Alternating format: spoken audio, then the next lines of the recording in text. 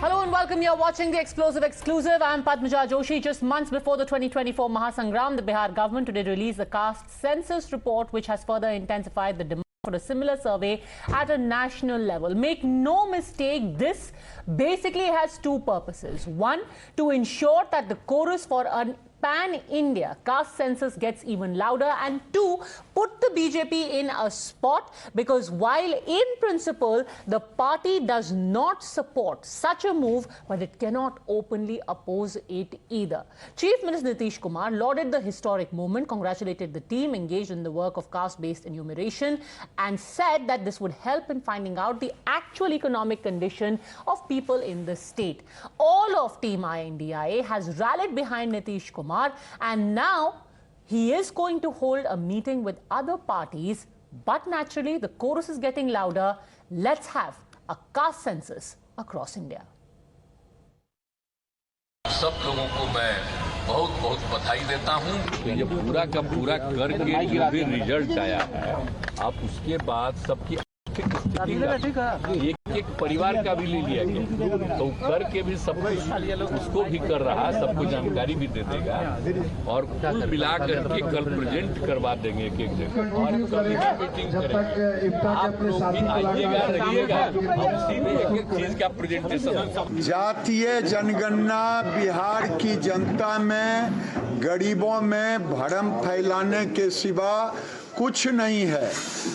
इन्हें तो report card देने चाहिए थी। 18 साल नीतीश बाबू और 15 साल लालू यादव, ये दोनों ने मिलकर राज किया और गरीबों को क्या उद्धार किया, ये रिपोर्ट कार्ड होनी चाहिए थी। अब ये रिपोर्ट कार्ड जातीय जनगणना का देकर के लोगों में भ्रम के सिवा और कुछ नहीं। मैं देश को और बिहार को, जनता को जो है धन्यवाद और बधाई देना चाहते हैं। साथ ही साथ आदरणीय लालू प्रसाद जी और आदरणीय मुख्यमंत्री नीतीश कुमार जी को बधाई देना चाहते हैं। बिहार में हम लोगों ने जाति आधारित गणना हम लोगों ने कराया है और आज ऐतिहासिक दिन पर जो है ऐतिहासिक काम जो है हम लोगों ने किया है, जारी भी किया है। बाढ़ जो है, अड़चने, बाधाएं जो है पैदा करने की कोशिश की गई भाजपा द्वारा। मुझे लगता है कि नियत का सवाल है, देश को उस पर मंथन करना ही चाहिए। मुझे लगता है कि मैं नियत पर शक कर रहा हूँ, कोई एजेंडे के साथ आगे बढ़ेंगे, मैं उनमें से नहीं हूँ। तो एक समय था कि हमेशा पिछड़ी जातियों ने ही राज्य किया है और इसलिए मुझे लगता है उनको पिछड़ा बनाना, उनको छोटा बताना, ये शुरू कहाँ से हुआ है, ये गुलामी के बाद की बात है। और इसलिए मैं मानता हूँ कि इन बातों को कहकर हम समाज को बांटने का काम ना करें। But before we get into the debate, let us break down the numbers for you. The census revealed that the backward classes comprise 63% of the state's population of over 13 crores. The breakup of the survey reveals that the backward classes constitute 27% of the population, while the extremely backward classes are 36%. The general category is at 15.52%. Now, let's get you the numbers which are very crucial, especially for the politics of Bihar. The Bhumihars there constitute 2.86%, Brahmins are at 3.66%, Kurmis, the community to which Nitish Kumar himself belongs, is 2.87%, and the survey also shows that the Yadavs, the OBC group to which Deputy CM Tejasvi Yadav belongs, is the largest in terms of population, accounting for 14.27%. Now, the caste census in Bihar is the talking point across India. Is the demand for the Bihar template being replicated across the country just a political ploy to take on the Modi juggernaut? Let's put this across to the guests who are joining us now. R. Rajgopalan, senior journalist, JVC Sriram, political analyst, Roaha Mitra, political analyst, and Sanjeev Srivastav, also senior journalist. Let's take you through all of the instances one by one, Roaha Mitra, when the Congress party has studiously stayed away from a caste census. Even as we speak, there are members of the JDS who are saying in Karnataka, show us the caste data from Mr. Siddaramaya's time. Show it to us. He said last month, I will do it. He still hasn't done it. Why? If Nitish Kumar can do it, why can't Siddaramaya? Let him put it out today. Good evening, Padmaja. Mr. Siddaramaya has come into power. It's just been not even 6 months. You know, since the time he's come into power, Padmaja, the amount of questions you all have for him. First, it was the 5 promises which Mr. Siddaramaiah made, and you all were saying within 1 month of him coming to power, what's happening with Actually, the promises? this particular census, when was it done? It wasn't done 1 month ago, or 1 year ago, or 2 years ago. Do you know when Mr. Siddaramaiah got the caste census done? No, we are talking about Mr. Siddaramaiah, or we are talking about Mr. Nitish Kumar first? No, we're talking about Mr. Siddaramaiah, because we're just trying to point out that while the Bihar caste census is being hailed today as some great revolution of equality, etc., for 10 years you've sat on the same data in Karnataka. Why? Let's bring in that revolution in Karnataka as well. But it was the BJP in power in the last 5 years there. Who got the census done? No, we will. No. Today, the Congress party has declared in its Twitter handle that it will come up with the caste census for Karnataka. Can we just wait? You have a ready report lying with you for the last 10 years. Declare it. No, give us. Unless you don't want to do anything with the report, you just want to nothing to do with create the a little flutter and then reap the rewards. It's going to be a public report, Padmaja. Can we just wait? Can I just finish with the Nitish Kumar bit? Even for Mr. Nitish Kumar, what he said, it is just the report. Can we wait for him to announce everything? He's going to come up, be transparent about everything. Why are we, cutting the ice and we're telling that he has to say everything today? The report came out just this because evening. The simple point is this. One gets the sneaking suspicion that this is only about political posturing and not about equality or about determining the socio-economic status of various castes, etc. It is only an effort to try and ensure that you wean away the OBC vote through the caste census ploy.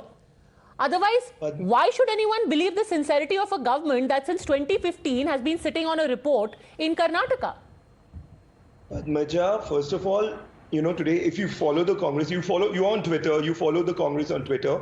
The Congress has said, since Manmohan Singh was the Prime Minister, a caste census was done. The report is lying with Mr. Modiji. Why isn't he putting that out in public? Please ask him to do that. He's in power. Put out the nation's caste census, which was done when Mr. Manmohan Singh was in power. Because the Congress is already saying that the Prime Minister is anti-OBC. If you're so pro-OBC, please release that report. Release it. We will release that report. Just give us some time. It cannot be at your own convenience, Padmaja. The report for, the Bihar report has come out. Let's discuss this. The Bihar report has come out after a long time, and the BJP was part of this government. I've heard Mr. Sushil Kumar Modi, who's gone on record and said, we wanted this caste report to come out. Today, Mr. Giriraj Singh is saying differently. But if you follow Mr. Sushil Kumar Modi, he has accepted that when he was in the government with Mr. Nitish Kumar, he also wanted this report to come out. So let's accept it. Let's congratulate the government and let's move on. Tomorrow, we'll discuss Let's move on to do it's what? Not a one-day effort. Very quickly, let's open this up, get everyone in. JVC, respond. Ultimately, the beginning has been made in Bihar. Mr. Siddaramaiah will also come around and ultimately people will get their due. JVC Shriram. But I think, I do not know whether Mr. Roaha Mitra had actually understood your question. Mr. Siddaramaiah, during his earlier tenure as his chief minister, had already ordered for a caste census, and he has got a caste census on his hand, but which he is refusing to release. That's what we are asking. It is already done and dusted, and there have been leakages which had happened before this BJP government came to power. My first question to Mr. Nitish Kumar and Mr. Tejasvi Yadav. The Bihar census clearly shows Yadav plus Kurmi plus Kushwa are only 20% of the population, whereas Bihar cabinet has 12 of the 31 from the 3 communities, making it 39%, also taking plum portfolios. Is it a time for Nitish Kumar, Tejasvi Yadav, Tej Pratap, Alok Mehta, Chandrasekhar Yadav to resign and give their place to the EBC community leaders? Because because what is the first step you're going to do? Mr. Alok said certain other steps will follow. The first step you have to follow is that your cabinet must constitute in proportion to the caste census before you move on to other things. So your dominating caste is Yadav and Kurmi, but it clearly shows that EBCs are the numerically stronger community. So is it a time for Mr. Nitish Kumar and Tejasvi Yadav to resign? That's the first question I would like to ask. Next, what is the agenda? What is the agenda with what is it they're going to do with this caste census?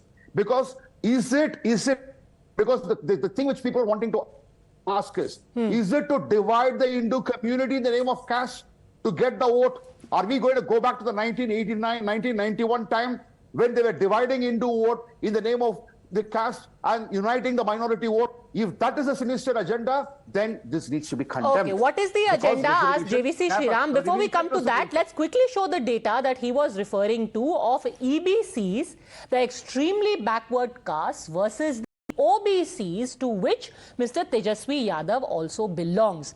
36.01% is the percentage of extremely backward castes, and OBCs right now stand at 27.12%. So Sanjeev Srivastava, two questions there.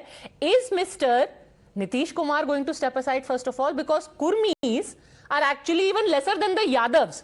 So either he should give it first to Tejaswi, or even better, give it to an extremely backward candidate.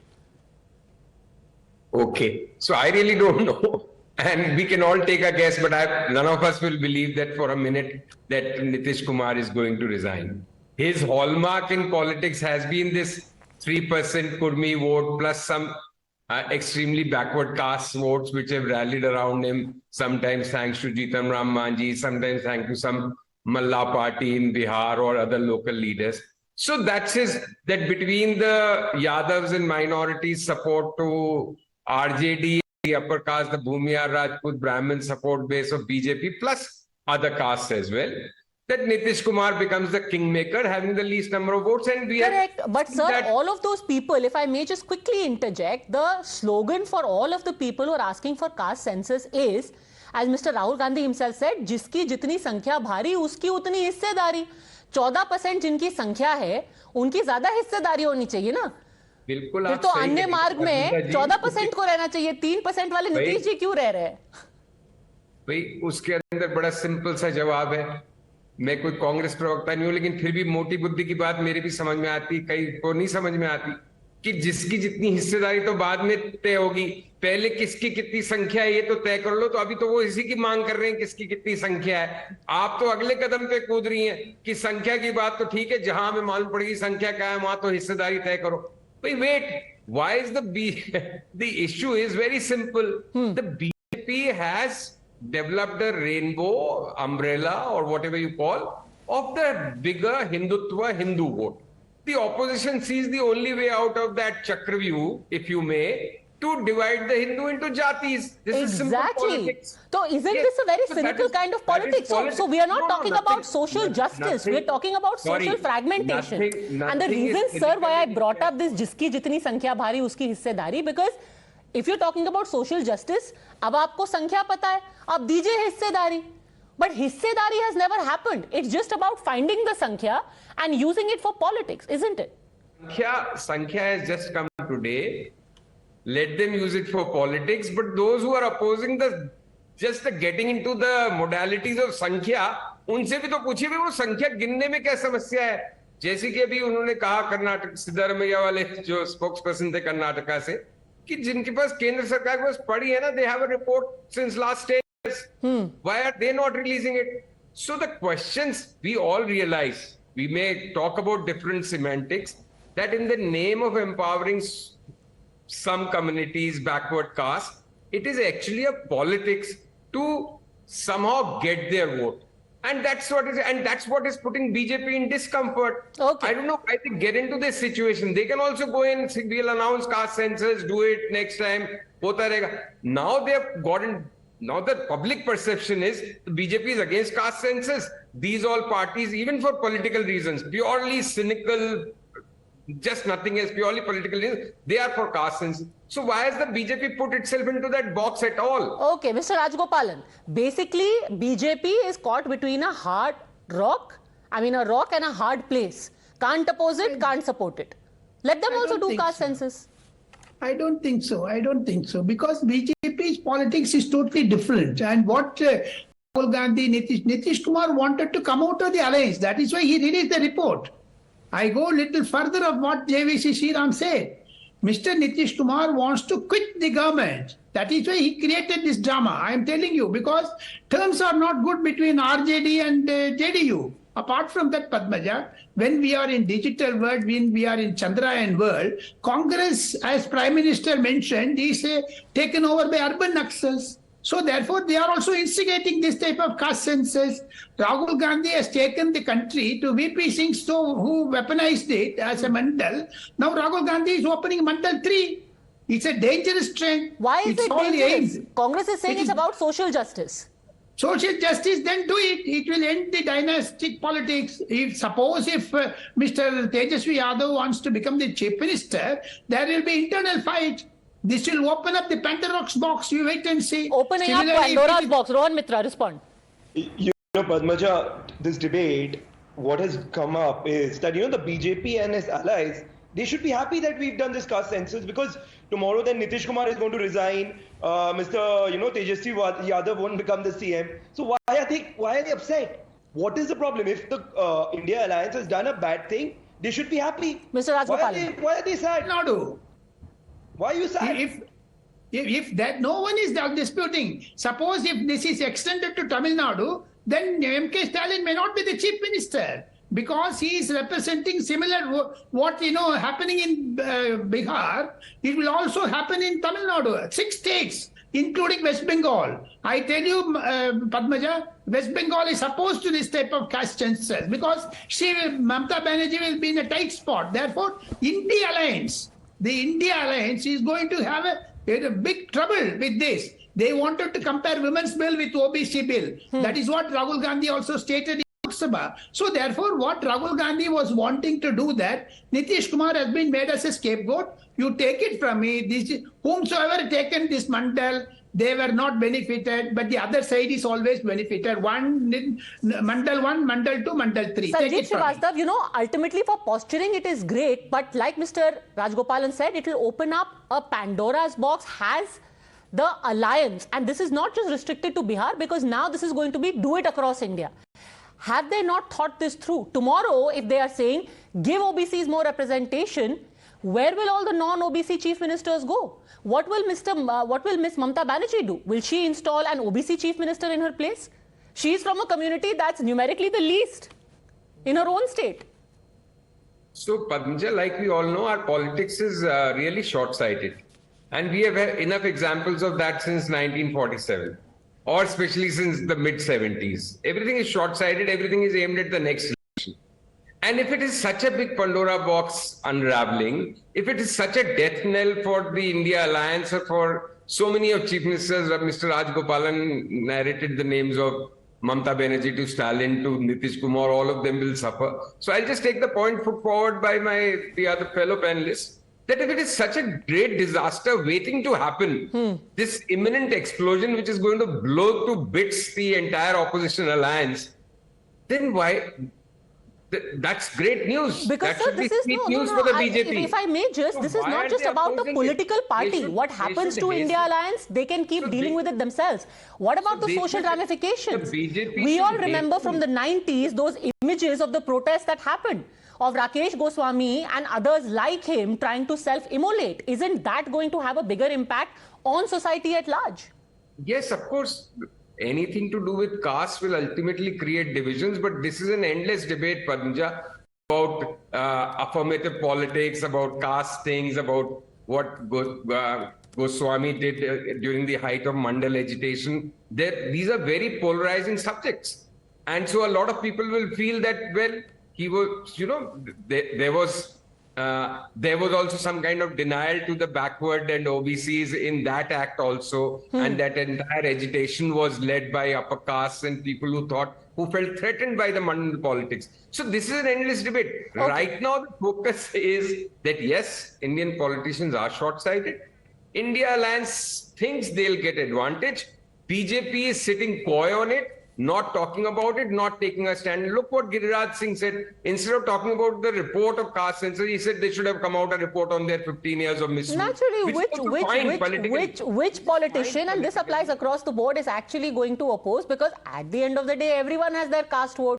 Nobody wants to antagonize their caste vote, but at cost to society. This, I'm pretty certain, is going to be an ongoing debate. For the time being, though, for analyzing and breaking down for us, Thanks very much, all gentlemen, for joining me. That's it then from me on this edition of Explosive Exclusive. I'll see you next at 8 p.m. on India Upfront, where on the biggest story of the day and the 5 big themes that have happened over the last 1 month, we bring to you a state-wise mood of the nation from Kashmir to Kanyakumari. What is each state thinking about the biggest issues that have impacted our political discourse? See you then.